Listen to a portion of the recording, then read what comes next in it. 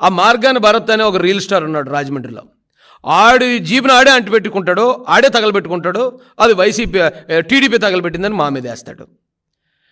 మరొక చోట తూర్పుగోదావరి జిల్లాలో అంబేద్కర్ విగ్రహాల మీద దాడి జరుగుతుంది. మా తెలుగుదేశం జనసేన వాళ్ళం మేము మా ప్రభుత్వం వచ్చిందని అక్కడ లెటర్ తీస్తారు. కానీ ఎంక్వైరీ చేసి డాగ్ స్క్వాడ్ వెళ్తే ఆ క్లూస్ అన్నీ లాగితే వైసీపీ సర్పంచ్ అరెస్ట్ అవుతాడు.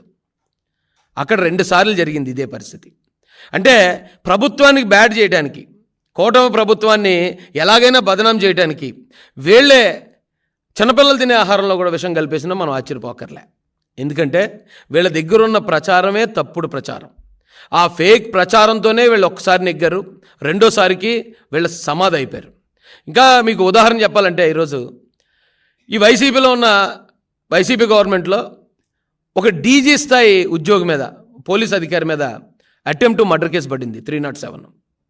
ఒక ఎస్పీ స్థాయి అధికారి, డీజీ స్థాయి అధికారి అంటే పివి సునీల్ కుమార్, ఎస్పీ స్థాయి అధికారి సీతారామాంజనేయులు గారు 307, జగన్మోహన్ రెడ్డి గారి మీద 307. అంటే వీళ్ళు ప్రభుత్వ హయాంలో ఉన్నప్పుడు సొంత బాబాయిని కూడా నరికి చంపుకున్నారు. ఈ రోజున ఎక్కడో ఒకవేళ తెలియని పరిస్థితుల్లోనో క్షణికావేశంలోనూ జరిగే నేరాలని శాంత స్వరూపుడైన నారా చంద్రబాబు నాయుడు గారి మీద వేస్తున్నారండి. నారా చంద్రబాబు నాయుడు గారు మమ్మల్ని దాడులు చేయమని తెలుగుదేశం కార్యకర్తలకు చెప్పరండి. ఆయన మేము ప్రతిపక్షంలో ఉండి మేము దాడులకు గురవుతున్నప్పుడు, హత్యా ప్రయత్నాలకు గురవుతున్నప్పుడు, తప్పుడు కేసులకు గురవుతున్నప్పుడు, సార్ మన గవర్నమెంట్ వస్తే మేము ప్రతీకారం తీర్చుకునే అవకాశం మాకు కావాలని మేము అడిగినప్పుడు నారా చంద్రబాబు నాయుడు గారు మాతో మాట చెప్పారండి. ఆయన ఒక కథ చెప్పారు మాకు.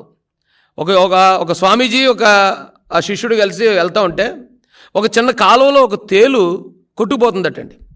కొట్టుకుపోతుంటే దాన్ని చూసిన స్వామీజీ ఇమీడియట్గా ఆ తేలు ప్రాణాన్ని కాపాడడానికి ఆ తేలుని పట్టుకున్నాడు చేత్తో. పట్టుకుని దాన్ని ఇలా ఒడ్డు మీద చేర్చేలోపే 10-15 సార్లు దాన్ని ముళ్ళు గుచ్చేసిందట ఆయన స్వామీజీకి. అయినా కూడా స్వామీజీ ఆ తేలిని బయట విడిచిపెట్టాడు. అప్పుడు శిష్యుడు అడిగాడట, స్వామీజీ మీరేమో దాన్ని ప్రాణం కాపాడదాం అనుకున్నారు, అది చూస్తే మిమ్మల్ని ముళ్ళు గుచ్చేస్తుంది కదా అంటే ఆయన మాట అన్నాడట, ముళ్ళు గుచ్చడం అనేది దాని నైజం, కాపాడడం అనేది మనిషిగా మన నైజం. దాని నైజం కరెక్ట్గానే చేసింది, మన పని కూడా మనం కరెక్ట్గా చేయాలి అని చెప్పారట. సేమ్ నాకు మా అందరికీ కూడా ఆ రోజున చంద్రబాబు నాయుడు గారు చెప్పింది అదే.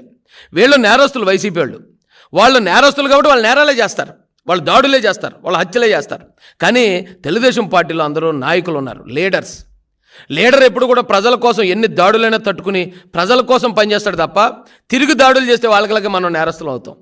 కాబట్టి వాళ్ళు అలాంటి నేరస్తులు నేరాలు చేశారు కాబట్టే ఈ రోజున 11 సీట్లకి ప్రజలు వాళ్ళని పరిమితం చేశారు. ఇక్కడ నారా చంద్రబాబు నాయుడు గారు ఆయన చంపేద్దాం అనుకున్నారు, ఆయన మీద దాడులు చేశారు, తప్పుడు కేసులు పెట్టారు, జైల్లో ఆయన చంపేద్దామని ట్రై చేశారు.